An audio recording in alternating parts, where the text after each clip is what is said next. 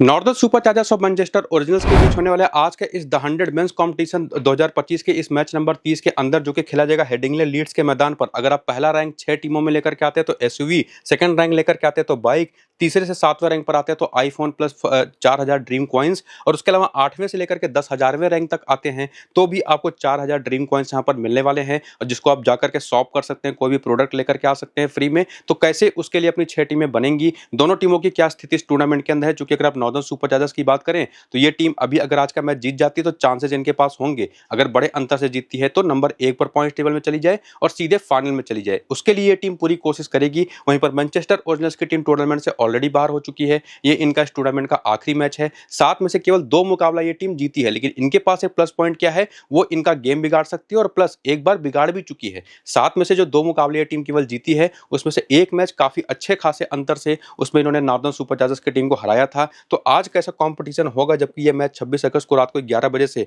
भारत के समय के हिसाब से और वहां की लोकल टाइम के हिसाब से शाम को 6:30 बजे से, यानी कि एक डे नाइट मैच के तौर पर खेला जाएगा उस मैदान पर जहां पर अभी तक 3 मुकाबले खेले जा चुके हैं। 3 के तीनों मुकाबले अगर आप देखें तो डे नाइट मैचेस ही थे, जिसमें डिफरेंस अगर आप होता है डे नाइट मैच में ना, तो पावर प्ले की बॉलिंग हमको देखनी जरूरी होती है वहां पर, क्योंकि अगर आप देखें पहले मैच में पहली 25 गेंद पर 46 रन कोई विकेट नहीं, सेकंड इनिंग के अंदर भी 52 रन कोई विकेट नहीं, सेकंड मैच में आकर के देखें तो पहले पावर प्ले में 57 पर कोई विकेट नहीं, लेकिन सेकंड इनिंग के अंदर आकर के 3 विकेटें गिर गई। और वहीं पर थर्ड मैच में अगर आप देखें तो यहां पर भी पहली इनिंग के पावर प्ले में कोई विकेट नहीं, लेकिन सेकंड इनिंग के अंदर 1 विकेट गिरा, और इसका डिफरेंस यही होता है। अगर आप देखें ना तो इस मैच के अंदर निश्चित तौर पर विकेट कोई गिरा नहीं, लेकिन चूंकि अब ये पिचेस यूज्ड हो चुकी हैं, थोड़ी बहुत वेयर एंड टेयर यहां पर आ चुकी है, और फ्लड लाइट्स भी जब जलती हैं शाम के टाइम पर सेकंड इनिंग के दौरान खास करके एक डे नाइट मैच में, तो अच्छा खासा सीम मूवमेंट वहां पर थोड़ा बहुत मिलता है तेज गेंदबाजों को, जो कि यहां पर नई गेंद से मिलता भी है इंग्लैंड के अंदर, वो भी आपको पता है। फ्लड लाइट्स का भी एक असर होता है। तो सेकंड इनिंग का पावर प्ले ही इस मैदान के ऊपर एक ऐसा फेज आता है जहां पर बैटिंग के लिए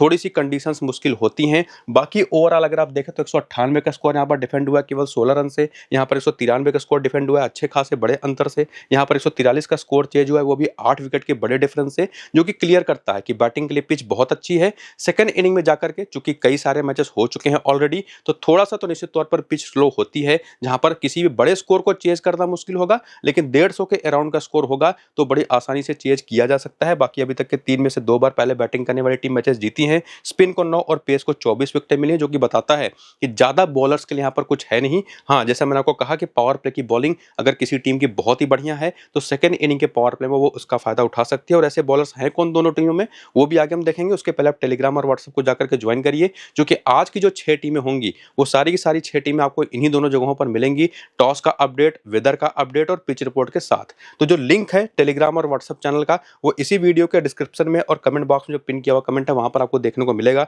तो जाइए लिंक्स को क्लिक करके टेलीग्राम और व्हाट्सएप को ज्वाइन करिए, 6 टीमें वहां से ले लीजिएगा। फिलहाल देखिए प्लेइंग 11 और बैटिंग ऑर्डर जो है नॉर्दर्न सुपरचार्जर्स का, जो कि काफी पावरफुल दिखाई पड़ता है। Zak Crawley, David Miller, Dan Lawrence, Harry Brook के बाद और अब तो डेविड मिलर भी नंबर 5 पर आने लगे हैं, और कम से कम अब जाकर के स्टिंग का बैटिंग ऑर्डर सेटल हुआ है, और उसमें की बॉलिंग है जिसमें 5 मेन बॉलिंग ऑप्शन इन्होंने यूज किए हैं पिछले लगातार, खास करके पिछले मैच में, जो कि सेकंड लास्ट मैच में देखे तो समित पटेल खेले ही नहीं थे, और उसमें जेकब डफी पूरे 4 ओवर करते हैं, 2 से 3 ओवर पावर प्ले के, 1 डेथ के। मैटी पॉट्स करते हैं पूरे 4 ओवर, ये भी 2 ओवर पावर प्ले के, 2 डेथ के। आदिल रशीद लास्ट में आकर के 1 ओवर कभी पावर प्ले के कर देंगे, वरना मेजोरिटी एक आपको मिडिल ओवर में और डेथ ओवर में दिखाई पड़ते हैं। समित पटेल ज्यादातर मिडिल ओवर्स में, कभी कभार 1 आध ओवर डेथ में कर देंगे, और टॉम लॉस के भी 8वां 10वां 12वां 16वां ओवर देकर के आप समझ सकते हैं कि जनरली ये मिडिल ओवर्स में बॉलिंग करते हैं, 1 आध ओवर इनको डेथ में मिल जाएंगे। तो ये इनके बॉलर्स का रोल होता है। बाकी बेंच के प्लेयर जो है वो उधर, उनके नाम भी आप देख सकते हैं। करियर का डेटा देखना चाहें तो आप देख लीजिए, बहुत ज्यादा जरूरी है नहीं ये, क्योंकि ये जो नंबर्स है ना वो इस सीजन के स्टार्ट होने के पहले के हैं, और इस सीजन में 7 मुकाबले ऑलरेडी हो चुके हैं, और वो अच्छा खासा सैंपल साइज है किसी भी प्लेयर का रीसेंट फॉर्म जानने के लिए। हालांकि कुछ ऐसे प्लेयर है जैसे मिच स्टैनली हो गए, जेम्स फुलर हो गए, या पैट ब्राउन हो गए, या मैटी रेविस हो गए, ये लोगों को अभी तक इस सीजन में खेलने का मौका नहीं मिला है, तो इनका पिछला डेटा आप जरूर देख लीजिए। और उसमें ग्राहम क्लार्क एक ऐसे नाम है जिनको 2 बार मौके मिले, दोनों बार इन्होंने अपने टीम को जिताया, 38 नाम तो 36 की पारी खेल करके। इनका भी डेटा आप चाहे तो देख लीजिए, हालांकि बहुत नीचे बैटिंग करते हैं, लेकिन जो बाकी प्लेयर्स हैं जो कंटिन्यूअसली खेलते दिखाई पड़े हैं वो कैसे फॉर्म में है, अगर आप उसका डेटा देखने के लिए अगर आए यहाँ पर तो जैक क्रॉली को देख लीजिए, बहुत अच्छी परफॉर्मेंस रही है, 49, 55 नाबाद, 16, 45, 29, 2 और 67। और इसी में एक और चीज देखिए, ये जो 49 की पारी है, ये जो 45 की पारी और ये जो 2 रन की पारी है, ये पहली इनिंग की बैटिंग के दौरान आई है, चूंकि वहीं पर आपको एक सिंगल इन्वर्टेड कॉमा का ये जो आइकन लगा हुआ दिखाई पड़ रहा है ना, ये आपको वही इंडिकेट करता है कि ये जो स्कोर्स हैं वो पहली इनिंग की बैटिंग के दौरान के हैं, जहां पर कोई इंडिकेशन नहीं है सिंगल इन्वर्टेड कामा का। इसका मतलब वो सेकंड इनिंग की बैटिंग के दौरान नंबर्स हैं, चाहे वो 55 का स्कोर हो, चाहे 16 का, चाहे 29 का, चाहे 67 का।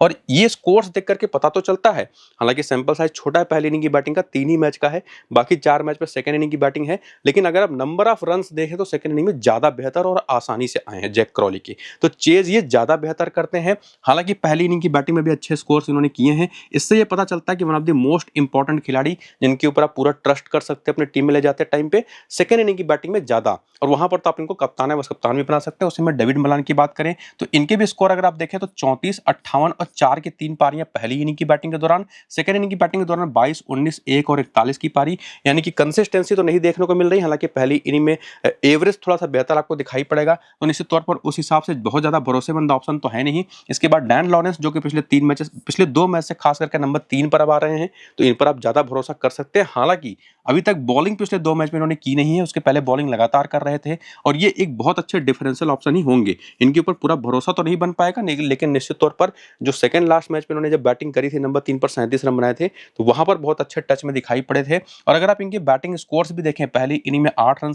पहली इनिंग में 15 रन, यहाँ पर 2 रन, बाकी सेकंड इनिंग में उतनी बैटिंग आई नहीं है। जब आई है तो अच्छा एक 37 का स्कोर खड़ा कर चुके हैं, तो वहां पर भी काफी बेहतर ऑप्शन दिखाई पड़ जाते हैं। बाकी हैरी ब्रूक ये एक कंसिस्टेंट परफॉर्मर रहे हैं, 56, 31, 45 की ये 3 पारी पहली इनिंग की बैटिंग के दौरान, सेकंड इनिंग की बैटिंग के दौरान 9, 11, 24 और 25 नॉट आउट की पारी। हालांकि 2 बार नॉट आउट ही रहे हैं, तो आप ये नहीं कह सकते कि परफॉर्मेंस खराब है सेकंड इनिंग की बैटिंग में, लेकिन 2 छोटे स्कोर तो आए हैं सेकंड इनिंग की बैटिंग में। तो ये पहली इनिंग में ज्यादा कंफर्ट लेकर के आते हैं। जैक क्रॉली सेकंड इनिंग में ज्यादा कंफर्ट लेकर के आते हैं अपने बैटिंग से, तो वहां पर ये दोनों कप्तान और कप्तान के काफी अच्छे पिक हैं। लेकिन वैसे दोनों इनिंग्स की बैटिंग के लिए सेफेस्ट ऑप्शन है, ये बात इन्होंने अपने परफॉर्मेंस से दिखाई है। बाकी उसी तरह से डेविड मिलर, अब ये चूंकि नंबर 5 पर बैटिंग करने आने लगे हैं, तो ये भी काफी इंपॉर्टेंट हो जाते हैं। चाहे पहली इनिंग की बैटिंग हो, चाहे सेकंड इनिंग की बैटिंग हो, जब थोड़े से ज्यादा गेंदें फेस करने को मिली है इनको, तो इन्होंने बढ़िया परफॉर्म किया है। और ये भी हालांकि 100% सेफेस्ट नहीं, लेकिन एक अच्छे डिफरेंशियल बैटिंग ऑप्शन बन जाएंगे। बाकी माइकल पेपर जो कि शुरू से ही फॉर्म में नहीं थे, अब बैटिंग ऑर्डर में भी बहुत नीचे आ रहे, तो इनको मैं सजेस्ट करूंगा नहीं कि किसी ज्यादा टीम में जगह दीजिए, किसी एक आध टीम में जरूर आप लेके जा सकते हैं, किसी एक्सट्रीम रिस्की टीम के अंदर। लेकिन वहीं पर समित पटेल, जिनको आपने देखा पिछले मैच पहली बार खेले, 4 ओवर की बॉलिंग करी, विकेट मिला नहीं। हालांकि उसके पहले के नंबर अगर आप देखें तो बल्ले से रन है, बॉलिंग से विकेटें भी हैं। सैंपल साइज छोटा है रीसेंट फॉर्म का, लेकिन निश्चित तौर पर एक इंपॉर्टेंट प्लेयर है। हालांकि ये देखना पड़ेगा आगे की टीम की बैटिंग ऑर्डर को, उनका प्लेयर बैटल कैसा है लेफ्ट आर्म ऑर्थोडॉक्स बॉलिंग के खिलाफ। इसके बाद टॉम लॉस, इन्होंने भी लगातार बढ़िया बॉलिंग करी है, और इनके नंबर्स अगर आप देखें तो देखिए पहली इनिंग की बॉलिंग में ये 2 विकेट है, यहाँ पर 1 विकेट है, यहाँ पर 1 विकेट है, यहाँ पर कोई विकेट नहीं, यहाँ पर 1 विकेट है।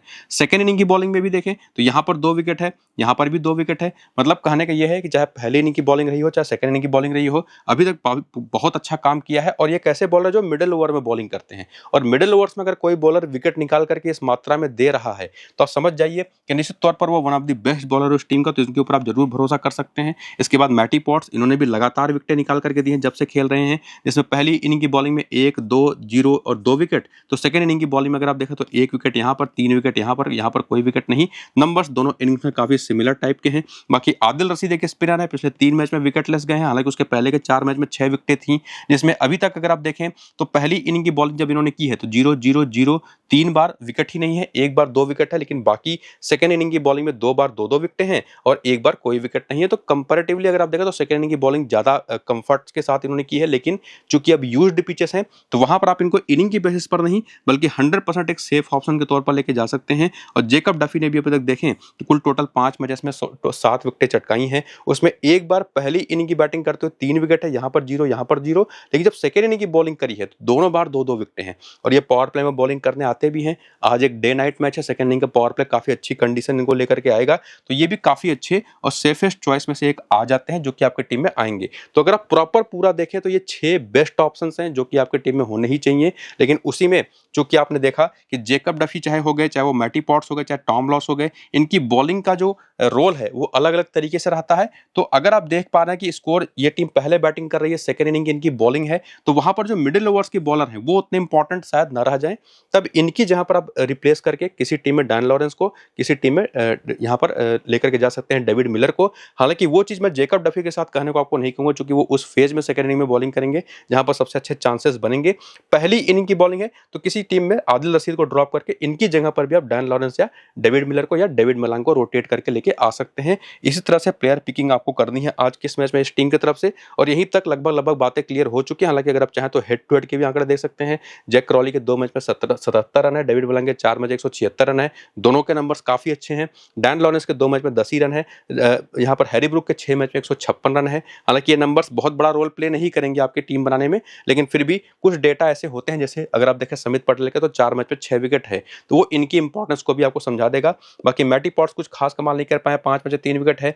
टॉम लॉवेस के 2 मैच में विकेट ही नहीं है इसके, और दोनों मैचेस में पहली इनिंग की बॉलिंग करी है इन्होंने। इसके बाद आदिल रशीद के 8 मैच में 10 विकेट हैं, और जैकब डफी के 1 मैच में कोई विकेट नहीं, और बाकी बेंच के प्लेयर्स के भी नंबर्स आपके सामने हैं। और उसके बाद अगर आप वेन्यू का डेटा देखना चाहें, जो कि इनका अपना ऑफिशियल होम ग्राउंड है, और यहाँ पर कुछ लोकल प्लेयर्स भी खेलेंगे, जैसे डेविड मलान हो गए, हैरी ब्रूक हो गए, नीचे यहाँ पर आदिल रशीद हो गए, यहीं के लोकल प्लेयर्स हैं ये सारे। तो ये तीनों काफी इंपॉर्टेंट ऑप्शन हो जाएंगे। नंबर्स भी आपके सामने हैं, यहाँ पर डेविड मलान के नंबर्स भी काफी बेहतरीन रहे हैं, और इस सीजन में भी यहाँ पर जो उन्होंने 2 मुकाबले खेले, 3 मुकाबले, उसमें भी परफॉर्मेंस काफी बेहतर रही है। तो ये सारे नंबर्स भी आप वीडियो को रोक करके आसानी से जरूर देख लीजिएगा। बाकी प्लेयर सिलेक्शन कैसे करना है वो चीज आपको मैं ऑलरेडी क्लियर कर चुका हूं। इसके बाद प्लेयर बैटल के आंकड़े देख करके समझ सकते हैं कि जैक क्रॉली लेग स्पिन पर फंसते हैं, ऑलरेडी 22 का एवरेज है। इस सोढ़ी पर भी एक बार आउट हो चुके हैं बिना कोई रन बनाए। डेविड मलान का कोई डेटा इस टीम के बॉलिंग ऑर्डर के खिलाफ आपको मिलेगा नहीं। हैरी ब्रूक ये भी सोनी बेकर पर एक बार सस्ते में आउट हुए, right arm fast bowler, leg spin पर ये फंसते हैं, सभी जानते हैं स्पिन बहुत अच्छी नहीं खेलते, लेकिन लेफ्ट टॉम हार्टली जो कि लेफ्ट आर्म ऑर्थोडॉक्स बॉलर हैं, उनको इन्होंने ठीक ठाक पीटा है। बाकी डैन लॉरेंस स्कॉट करी पर एक बार सस्ते में आउट हुए हैं, और उसके बाद जो बाकी ऑप्शन हैं इनकी बैटिंग में, चाहे वो माइकल पेपर हो चाहे डेविड मिलर हो, डेविड मिलर का तो कोई डेटा नहीं है, लेकिन माइकल पेपर ये चाहे ऑफ स्पिन हो चाहे लेग स्पिन हो, दोनों पर बुरी तरह से फंसते हैं। तो ये नॉर्दर्न सुपरचार्जर्स की टीम थी जिनकी तरफ से 6 ऐसे प्लेयर थे, उसमें टॉम लॉस और आदिल रशीद 2 ऐसे प्लेयर उन 6 में से हैं जिनको आप रोटेट करके अलग अलग दूसरे डिफरेंशियल प्लेयर्स लेकर के जाइएगा। बाकी ये दूसरी टीम है मैनचेस्टर ओरिजिनल्स की, जिनकी टीम अगर आप देखें तो फिलिप साल्ट है, जोस बटलर है, रचिन रविंद्र है, हेनरी क्लासन है। इसके बाद नीचे आ जाए तो ईस्ट सोढ़ी जैसा खिलाड़ी है, जोशुआ टंग जैसा बॉलर है, लेकिन ये टीम लगातार मैचेस हारी है, 7 में से केवल 2 ही बार जीत पाई है, लेकिन उसमें से एक जीत उन्होंने इसी नॉर्दर्न सुपरचार्जर्स के खिलाफ दर्ज करी है। बाकी ये इनके बॉलर हैं, चूंकि ज्यादा बॉलिंग करने का मौका पिछले मैच में मिला नहीं, लेकिन एक बात कम से कम पक्की है कि जोश टंग हो गए, सोनी बेकर हो गए, और साथ ही साथ यहाँ पर स्कॉट करी हो गए। ये इनके 3 ऐसे बॉलर हैं, कम से कम 3-3 ओवर करके देंगे, और उसी में रचिन रविंद्र 2 से 3 ओवर, ईस्ट सोढ़ी 2 से 3 ओवर करके देंगे। टॉम हार्टली से भी वही जरूरत पड़ने पर ही बॉलिंग कराई जाएगी। बाकी बेंच के जो प्लेयर्स उनके नाम आप देख ही सकते हैं, टीम ऑलरेडी टूर्नामेंट से बाहर हो चुकी है, तो शायद आज ज्यादा चेंजेस भी कर दे।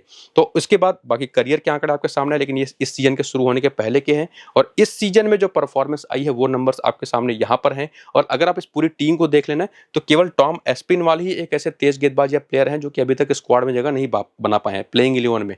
बाकी सारे ही प्लेयर खेल गए हैं, कोई 2 मैच कोई 2 मैच। बाकी लेविस ग्रेगरी तो बहुत सारे मौके पा चुके हैं, जो कि बहुत ही एवरेज परफॉर्मेंस के साथ गए हैं, और इवन जॉस गार्टन को भी एक बार मौका मिल चुका है। लेकिन जो प्लेयर कंसिस्टेंटली खेल रहे हैं अगर आप उनके बारे में देखें तो वो प्लेयर है, एक तो फिलिप साल्ट हैं, बटलर हैं, रचिन रविंद्र हैं, हेनरी क्लासन हैं। इसके बाद नीचे आएंगे तो आप स्कॉट करी भी कंसिस्टेंटली काफी सारे मैचेस खेले हैं। जोश टंग भी जब से आए हैं इंडिया के खिलाफ टेस्ट मैच खेलने के बाद से लगातार पहले 3 मैचेस में इन्होंने 3-3 विकेटें चटकाई, फिर अगले 2 मैच में और 3 विकेटें इन्होंने चटका दी, और उसमें केवल एक बार ऐसा हुआ जब पहली इनिंग की बॉलिंग थी, बाकी सभी बार सेकंड इनिंग की बॉलिंग है। तो ये जो इंडिकेशन है ना, जो आपको मैंने कहा था कि जो सिंगल इन्वर्टेड कॉमा वाला, चाहे रनों के साथ हो चाहे वो विकेटों के साथ हो, तो वो जरूर ध्यान दीजिएगा। लेकिन इस टीम के साथ वो दिक्कत है कि ज्यादा बड़ा सैंपल साइज है नहीं, क्योंकि अगर आप सोनी बेकर के ही आंकड़े देख लीजिए, अभी तक के जो 7 मैचेस इन्होंने अपने टीम के लिए खेले, केवल एक बार ऐसा मौका आया है जब पहली इनिंग की बॉलिंग इन्होंने करी है, बाकी हर मैच में सेकंड इनिंग की बॉलिंग इन्होंने की है। तो ये इनिंग वाइज वाला जो यहाँ पर जो एक फंडा आपको लगाना था वो काम आपका करेगा नहीं, क्योंकि सैंपल साइज बहुत छोटा है, तो उसको छोड़ ही दीजिएगा। लेकिन एक बात तो कम से कम क्लियर है कि इस टीम की तरफ से चाहे वो फिलिप साल्ट हो, चाहे वो बटलर हो, चाहे रचिन रविंद्र हो, चाहे क्लासन हो, और इवन स्कॉट करी हो, जोशुआ टंग हो, जिनके बारे में आपको मैंने सीधे बता दिया, और इवन सोनी बेकर भी, जो कि निश्चित तौर पर शुरू से ही टूर्नामेंट में खेल रहे हैं, जब से अवेलेबल हुए हैं लगभग हर मैच खेले हैं।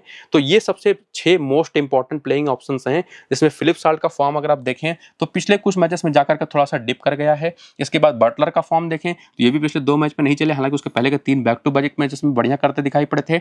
रचिन रविंद्र भी कुछ खास कमाल तो नहीं कर पाए हैं, लेकिन चूंकि बल्ले के साथ गेंद का भी परफॉर्म देते हैं, तो इस वजह से इनको मैं सबसे मोस्ट इंपॉर्टेंट प्लेइंग ऑप्शन में से एक मानूंगा, इवन बटलर को भी। और उसके बाद यहाँ पर बात करें नीचे क्लासन, जो कि केवल एक अच्छी 50 नाबाद की जो पारी इन्होंने पहली बार खेली थी सीजन के अंदर, वो इसी टीम यानी कि नॉर्दर्न सुपरचार्जर्स के खिलाफ खेली थी। पिछला मैच भी इनका काफी अच्छा गया, तो इनको भी मैं one of the most important player में से मानूंगा। और बाकी स्कॉट करी पिछले 3 मैच से विकेटलेस हैं, उसके पहले अगर आप देखें तो काफी बढ़िया बॉलिंग लगातार कर रहे थे, तो इनके ऊपर भी भरोसा थोड़ा कम तो होता है। लेकिन उसमें जोश टंग और सोनी बेकर, जोश टंग खास करके जिस तरीके की बॉलिंग किसी भी इनिंग की बॉलिंग रही हो, चाहे पहली इनिंग की चाहे सेकंड इनिंग की, जिस तरीके से इन्होंने विकेटें चटकाई हैं थोक के भाव में, निश्चित तौर पर एक बेस्ट ऑप्शन बन जाते हैं। और उसी तरह से सोनी बेकर, हालांकि पिछले 2 मैच में 2 ही विकेट है, लेकिन कंपैरेटिवली बाकी ऑप्शंस के मुकाबले बात करें तो ये भी one of the most important player में से एक आ जाता है। तो ये 5 बेस्ट ऑप्शन इस टीम में है जिनको आप पिक कर सकते हैं। और उसमें किसी एक टीम में सोनी बेकर को ड्रॉप करके, किसी एक टीम में स्कॉट करी को ड्रॉप करके, एक या 2-3 टीमों में ड्रॉप करके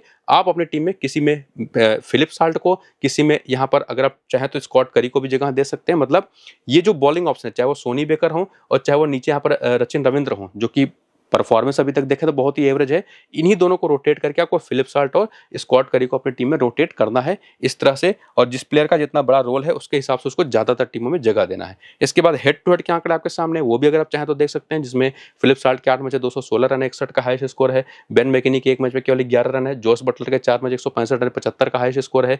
नंबर्स देखें, क्लासन के तो 1 मैच में 46 रन है, मैटी हर्ष के 2 मैच में 95 रन है, टॉम हार्टली के 6 मैच में केवल 4 विकेट है। और बॉलिंग में देखें तो सोढ़ी की 1 मैच में 2 विकेट है, 2 मैच में 3 विकेट है। जोश टंग के, सोनी बेकर के 1 मैच में 2 विकेट है। तो सोढ़ी भी गेम में यहाँ पर आते हैं निश्चित तौर पर, ये भी बात ध्यान में रखिएगा। और उनको भी किसी 2 या 3 टीम में सोनी बेकर की जगह पर या स्कॉट करी की जगह पर आप टीम में लेके जा सकते हैं, सेकेंड इनिंग की बॉलिंग हो। इसके बाद वेन्यू का भी डेटा देख लीजिए। इस मैदान पर अगर आप हालांकि इस सोढ़ी के आंकड़े देखें तो 3 मैच में केवल 1 ही विकेट है। इसी वजह से मैंने इनको 2 से 3 टीमों में कहा भी है, वो भी केवल सेकेंड इनिंग की बॉलिंग में। और बाकी सोनी बेकर के 1 मैच में 2 विकेट है। बाकी प्लेयर्स के भी नंबर आपके सामने है, जिसमें बटलर का बैटिंग एवरेज इस मैदान पर 58 का है। ये जरूर ध्यान से देख लीजिएगा। और उसके बाद और आगे बढ़े तो प्लेयर बैटल का डेटा आपके सामने है, जहां पर आपको Philip Salt, Matty Potts, Adil Rashid और समित पटेल पर आउट होते दिखाई पड़े हैं। हालांकि मैटी पॉट्स पर ही सबसे खराब नंबर्स इनके हैं। इसके बाद बेन मैकेनी ऑफ स्पिन पर फंसते हैं। Rachin Ravindra left arm Orthodox bowling पर 13 बार आउट हो चुके, 157 रन बना करके, मुश्किल से 12-13 का एवरेज है। बाकी बटलर, इनके नंबर्स आप देख लीजिए, कोई खास कमजोरी इनकी नहीं है, लेफ्ट आर्म ऑर्थोडॉक्स बॉलिंग पर थोड़ा फंसते हैं। और बाकी हेनरिक क्लासन और इवन मैटी हर्ष के भी प्लेयर बैटल के नंबर्स आप देख सकते हैं। और जब ये सारे नंबर्स देख करके प्लेयरों के बारे में आपने जान लिया है, तो ये भी जान लीजिए कि सबसे कॉमन कप्तान है, बस कप्तान के ऑप्शन तो ये दोनों हैं जो कि ज्यादातर टीमों में होंगे। लेकिन उसी में हैरी ब्रूक, रचिन रविंद्र और फिलिप साल्ट भी कुछ ऐसे नाम हैं जिनको आप, जो नंबरिंग मैंने कर रखी है ना शुरू से लेकर के अंत तक, उस हिसाब से प्रेफरेंस दे सकते हैं जो कैप्टन और वाइस कैप्टन अपनी 6 के 6 टीमों में। बाकी फाइनल जो 6 टीमें बनेंगी वो तो आपको मैं बता चुका हूं, अभी उस पर क्वेश्चन मार्क है। टॉस के बाद वेदर और पिच को देख करके वो फाइनल टीम 6 की 6 वो आपको मैं टेलीग्राम और व्हाट्सएप पर देने वाला हूं, तो जाकर के ज्वाइन हो जाइए। बाकी पूरा वीडियो देख करके डिस्क्रिप्शन और पिन कमेंट में जो लिंक है उसकी मदद से टेलीग्राम और व्हाट्सएप को ज्वाइन कर लीजिए। फिलहाल इस वीडियो को यहीं पर करते हैं खत्म, चलते हैं, नमस्कार।